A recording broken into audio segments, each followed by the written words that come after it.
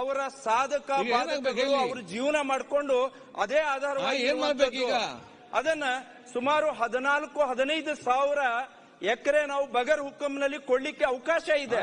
ಅದನ್ನ ಗೋಮಾಳಕ್ ಬಿಡಬೇಕು ಇಲ್ಲ ಅಂತ ನಾನು ಹೇಳುದಿಲ್ಲ. ಗೋಮಾಳಕ್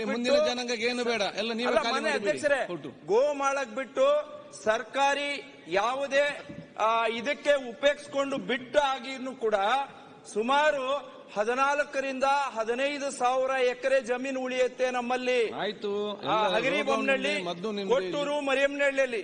ದಯಮಾಡಿ ಮಾನ್ಯ ಸಚಿವರು ಅದಕ್ಕೆ ಅನುಕೂಲ ಮಾಡಿಕೊಡ್ಬೇಕು. ಅಂದ್ರೆ ಹೆಸರಿಗೆ ಬಗರ್ ಹುಕ್ಕಂ ಆಗಿದ್ರೆ ಬಗರ್ ಹುಕ್ಕಂ ಸಮಿತಿಯನ್ನ ರದ್ದು ಮಾಡ್ಬಿಡಿ. ಆಗುತ್ತೆ ಇಲ್ಲ, ಬಗರ್ ಹುಕ್ಕಂ ಸಮಿತಿ ಇಲ್ಲ.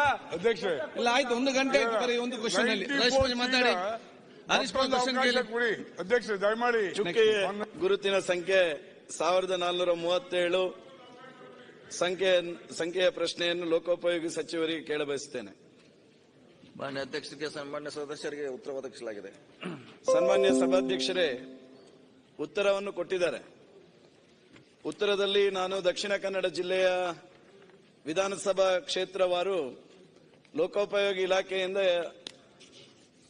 ಕಳೆದ ಈ ಸರ್ಕಾರ ಬಂದ ನಂತರ ಎಷ್ಟು ಅನುದಾನಗಳು ನಮ್ಮ ಜಿಲ್ಲೆಗೆ ಬಂದಿದೆ ಎನ್ನುವಂಥದ್ದನ್ನು ಕೇಳಿದ್ದೆ. ಪ್ರಾಯಶಃ ಈ ಅನುದಾನ ಹಂಚಿಕೆಯ ಪಟ್ಟಿಯನ್ನು ನೋಡಿದಾಗ ಕರಾವಳಿ ಭಾಗದ ದಕ್ಷಿಣ ಕನ್ನಡ ಜಿಲ್ಲೆ, ಉಡುಪಿ ಜಿಲ್ಲೆ, ಉತ್ತರ ಕನ್ನಡ ಜಿಲ್ಲೆ, ಕೊಡಗು ಜಿಲ್ಲೆಯಲ್ಲಿ ನಾವೇನು ಅನ್ಯಾಯ ಮಾಡಿದ್ದೇವೆ ಅನ್ನುವಂಥದ್ದನ್ನು ಪ್ರಶ್ನೆ ಮಾಡಿಕೊಳ್ಳುವ ರೀತಿಯಲ್ಲಿ ಇದೆ ಇದು ಪ್ರಶ್ನೆ ಉತ್ತರ. ಸನ್ಮಾನ್ಯ ಸಭಾಧ್ಯಕ್ಷರೇ, ನಿಮ್ಮ ವಿಧಾನಸಭಾ ಕ್ಷೇತ್ರವನ್ನು ಸೇರಿಸಿಕೊಂಡು ಇವತ್ತು ಅತ್ಯಂತ ಹೆಚ್ಚು ಮಳೆ ಬೀಳತಕ್ಕಂಥ ಜಿಲ್ಲೆಗಳು ದಕ್ಷಿಣ ಕನ್ನಡ, ಉಡುಪಿ, ಕೊಡಗು ಮತ್ತು ಉತ್ತರ ಕನ್ನಡ. ಇವತ್ತು ಕರ್ನಾಟಕ ರಾಜ್ಯದ ಪ್ರತಿ ಜಿಲ್ಲೆಯನ್ನು ಅಭಿವೃದ್ಧಿಯಲ್ಲಿ ಸಮಾನತೆಯಲ್ಲಿ ಕೊಂಡೋಗಬೇಕೆನ್ನುವಂತಹ ದೃಷ್ಟಿಯಲ್ಲಿ ಆರ್ಟಿಕಲ್ 371J ಹೈದರಾಬಾದ್ ಕಲ್ಯಾಣ ಕರ್ನಾಟಕಕ್ಕೆ ಒಂದು ವಿಶೇಷ ಆದ್ಯತೆಯನ್ನು ಕೊಟ್ಟಿದ್ದಾರೆ. ಅಲ್ಲಿ ಅಭಿವೃದ್ಧಿ ಆಗಬೇಕೆನ್ನುವಂತಹ ದೃಷ್ಟಿಯಲ್ಲಿ ನಂಜುಂಡಪ್ಪ ವರದಿಯ ಆಧಾರದಲ್ಲಿ ಒಂದಷ್ಟು ವಿಧಾನಸಭಾ ಕ್ಷೇತ್ರಗಳಿಗೆ ಆದ್ಯತೆಯನ್ನು ಕೊಟ್ಟು ಅಭಿವೃದ್ಧಿಗೆ ಪೂರಕವಾಗಿ ಸರ್ಕಾರ ಗಣನೆಗೆ ತೆಗೆದುಕೊಂಡಿರ್ತಕ್ಕಂಥದ್ದು. ನಾನು ಸರ್ಕಾರದ ಹತ್ರ ತಮ್ಮ ಹತ್ರ ವಿನಂತಿ ಮಾಡ್ತೇನೆ. ಇವತ್ತು ನಮ್ದು ಅತಿವೃಷ್ಟಿ ಆಗ್ತಕ್ಕಂಥ ಜಿಲ್ಲೆ. ಇವತ್ತು ಯಾವುದೇ ರಸ್ತೆಗಳಲ್ಲಿ ವಾಹನ ಸಂಚಾರ ಮಾಡಲಿಕ್ಕೆ ಸಾಧ್ಯ ಇಲ್ಲದಂತ ಪರಿಸ್ಥಿತಿ ಈ ಮಳೆಯಿಂದಾಗಿ ಆಗಿರ್ತಕ್ಕಂಥದ್ದು. ಹೇಗೆ ರಾಜ್ಯದ ಬೇರೆ ಭಾಗಗಳಿಗೆ ನೀವು ವಿಶೇಷ ಪ್ಯಾಕೇಜ್ಗಳನ್ನು ಕೊಟ್ಟಿದ್ದೀರಾ, ಅದೇ ಪ್ಯಾಕೇಜಿನ ರೀತಿಯಲ್ಲಿ ಈ 3-4 ಜಿಲ್ಲೆಗಳಿಗೆ ನೀವು ಲೋಕೋಪಯೋಗಿ ಇಲಾಖೆಯ ಮೂಲಕ ಅನುದಾನವನ್ನು ಕೊಟ್ಟರೆ ಮಾತ್ರ ನಮಗೆ ನಮ್ಮ ಜಿಲ್ಲೆಯ ಅಭಿವೃದ್ಧಿ ಆಗಲಿಕ್ಕೆ ಸಾಧ್ಯ ಇರತಕ್ಕಂಥದ್ದು. ಪ್ರಾಯಶಃ ಇದನ್ನು ರಾಜಕಾರಣಕ್ಕೆ ದಯವಿಟ್ಟು ತೆಗೆದುಕೊಂಡು ಬರುವಂತದ್ದು ಬೇಡ. ದಕ್ಷಿಣ ಕನ್ನಡ ಮತ್ತು ಈ ಕರಾವಳಿ ಭಾಗದ ಜನರ ಅಭಿವೃದ್ಧಿಯ ದೃಷ್ಟಿಯಿಂದ, ಈ ಜಿಲ್ಲೆಯ ಅಭಿವೃದ್ಧಿಯ ದೃಷ್ಟಿಯಿಂದ ವಿಶೇಷ ಪ್ಯಾಕೇಜ್ ಅನ್ನು ನೀವು ಕೊಡಬೇಕು, ಘೋಷಣೆ ಮಾಡಬೇಕೆನ್ನುವಂತ ವಿನಂತಿಯನ್ನು ಮಾಡ್ತೇನೆ. ಕಳೆದ ಬಾರಿ ಸನ್ಮಾನ್ಯ ಸಭಾಧ್ಯಕ್ಷರೇ, ಕಳೆದ ಬಾರಿ ಒಂದೇ ನಿಮಿಷ ಹೇಳಿದ್ದು, ಕಳೆದ ಬಾರಿ ಆನ್ಸರ್ ಮಾಡಿ ಮಂತ್ರಿಗಳೇ. ಇಲ್ಲ, ಮಾನ್ಯ ಸಭಾಧ್ಯಕ್ಷರೇ, ಇದು ಏನು ಈ ಅನುದಾನ ವಿತರಣೆ ಆಗಿದೆ 1 ವರ್ಷದಲ್ಲಿ, ಇದು ಒಂದೇ ಪಕ್ಷದವರಿಗೆ ಅನುದಾನ ಕೊಡೋದು. ಜೆಡಿಎಸ್ ಮತ್ತೆ ಕಾಂಗ್ರೆಸ್ ದವರಿಗೆ 1 ರೂಪಾಯಿ ಅನುದಾನ ಕೊಟ್ಟಿಲ್ಲ.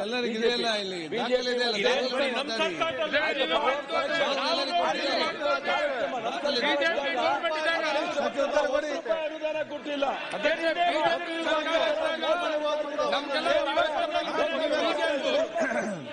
ಒಂದು ನಯಾ ಪೈಸಾ ಗೊತ್ತಾಗುತ್ತೆ. ನಮ್ಮ ಕ್ಷೇತ್ರಗಳಿಗೆ ಒಂದು ಲಕ್ಷ ಕೊಟ್ಟಿಲ್ಲ ನೀವು. ಇದಕ್ಕೆ ದಯಮಾಡಿ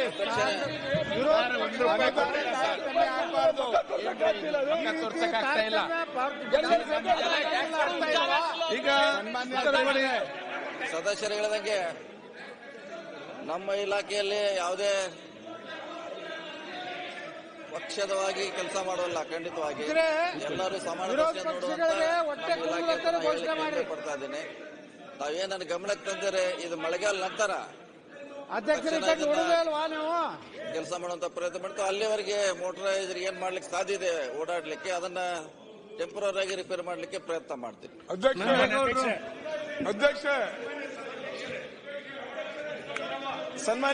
ಒಂದು ನಿಮಿಷ ಸನ್ಮಾನ್ಯ ಸಭಾಧ್ಯಕ್ಷರೇ, ಭಾರತೀಯ ಜನತಾ ಪಾರ್ಟಿಯ ಸರ್ಕಾರ ಇದ್ದಂತ ಸಂದರ್ಭದಲ್ಲಿ ಅತ್ಯಂತ ಹೆಚ್ಚು ಮಳೆ ಬಿದ್ದಂತ ಸಂದರ್ಭದಲ್ಲಿ ಕೊಡಗಿಗೆ ಒಂದು ವಿಶೇಷ ಪ್ಯಾಕೇಜ್ ಅನ್ನು ನಾವು ಮಾಡಿದ್ವಿ.